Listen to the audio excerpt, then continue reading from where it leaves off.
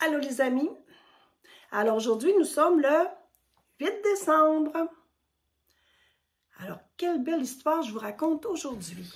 Alors c'est l'histoire de Les talents d'artiste de Monsieur Farceur. J'ai bien hâte de connaître cette histoire-là.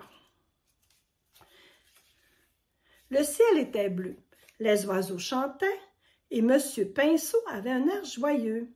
Il s'apprêtait à entamer un nouveau chantier. Alors, Monsieur Pinceau, c'est celui qui faisait de la peinture. Il était de bien bonne humeur parce qu'il avait du travail à faire. « Bonjour, Madame Tête en l'air, je viens repeindre votre maison. »« Repeindre ma maison, en voilà une idée. »« Mais c'est vous qui m'avez demandé de venir. »« Ah oui, je m'en souviens maintenant. Eh bien, entrez. Je pars en vacances et j'aimerais que tout soit prêt à mon retour. Au revoir et la voilà partie.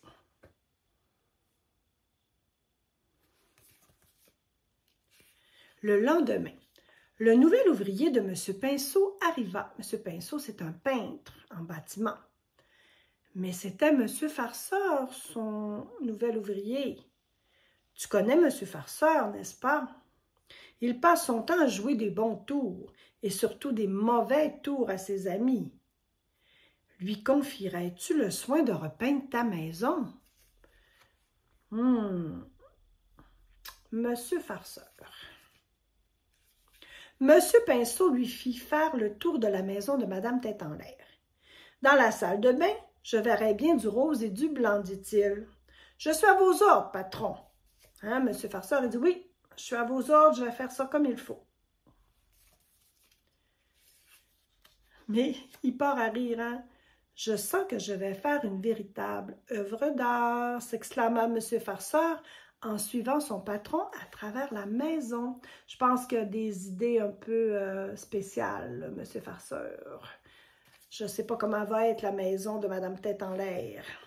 Dans la cuisine, un beau jaune brillant pour les murs et le plafond tout blanc, poursuivit M. Pinceau. Est-ce que c'est d'accord? Ce sera fait exactement comme vous le désirez, patron, promit M. Farceur avec un petit sourire moqueur aux lèvres. M. Pinceau s'en alla. Il y avait de l'ouvrage ailleurs. Un autre chantier l'attendait. Alors, il laisse M. Farceur tout seul dans la maison, mais il lui avait quand même bien expliqué quoi faire.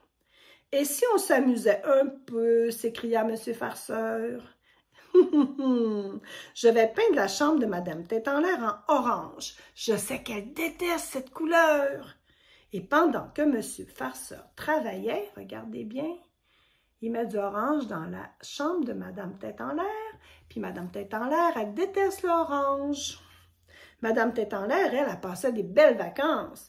Elle se doutait de rien. « Figurez-vous que je suis en train de faire repeindre mon jardin, Madame Proprette. »« Vous en avez de la chance, un jardin propre comme un sous-neuf, c'est tellement beau, dit Madame Proprette. »« Cela doit coûter horriblement cher, bougonna M. Havard. » M. Havard, lui, ne veut jamais payer pour rien, hein? Ça va coûter bien trop cher, ça. Mais c'est pas son jardin qu'elle faisait repeindre. Madame Tête en l'air était un petit peu mêlée. Pendant ce temps, M. Farceur s'en donnait à cœur joie. Des portes violettes, ha ha! Madame Tête en l'air a horreur du violet. Et puis pourquoi utiliser un pinceau? Ce serait bien mieux que je lance ça sur les murs. Splash! Alors il lance là. Oh, il va faire tout qu'un dégât. Ça va être terrible. Attention, voici Tarzan, le grand farceur de la jungle en pleine action. Zip, un coup par-ci, un coup par-là, un coup par-là, et voici le résultat. Oh mon Dieu! Ça va être affreux. Qu'est-ce que Madame Tête en l'air va dire? Elle va être tellement découragée. Ses vacances terminées, Madame Tête en l'air avait bien hâte de découvrir sa maison. « Merci, monsieur le commandant de bord, dit-elle au chauffeur d'autobus.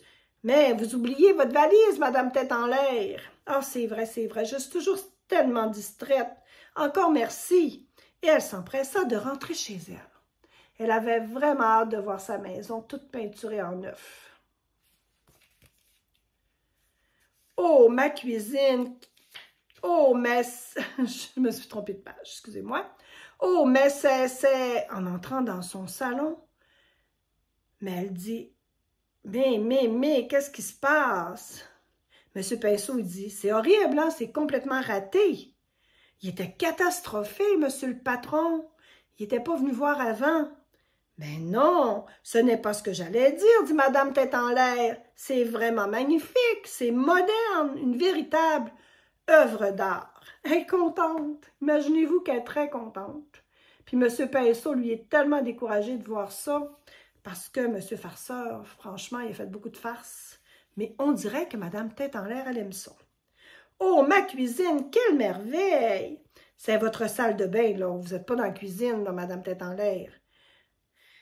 Oh, M. Pinceau, il est découragé. Quelle splendeur, cette salle de bain! S'exclama Madame Tête en l'air en entrant dans sa cuisine. En tout cas, il y a une chose est sûre, c'est qu'elle est contente. Elle trouve ça beau. Je pense que M. Farceur, il ne s'attendait pas à ça. Vous êtes d'authentiques artistes, dit-elle ravie. Monsieur Farceur, je ne vous connaissais pas ces talents. Je suis certaine que vous êtes beaucoup pour la réussite de la décoration de ma maison. Elle semblait pas dire aussi vrai, hein? Pour beaucoup, c'est vrai, dit M. Farceur en pouffant de rire. Pourtant, il était un peu déçu. Il avait voulu faire une farce à Madame Tête en l'air, puis ça n'avait pas marché, elle était très contente. C'est bien connu, hein? On regarde Madame Tête en l'air qui est toute contente, puis M. Farceur qui n'en revient pas. Il pensait qu'elle serait fâchée, il voulait faire une farce. C'était pas vraiment gentil au départ. Mais voilà, tel est le prix qu'il croyait prendre. Ça veut dire qu'il a essayé de jouer un tour, mais c'est lui finalement qui se fait jouer un tour parce que Madame Tête en l'air est super contente de sa maison. Elle trouve ça super beau. Alors tout le monde est content. C'était les talents d'artiste de M. Farceur. Voilà, mon histoire est terminée. Je vous donne des bisous. Je vous dis bonne nuit et à demain les amis.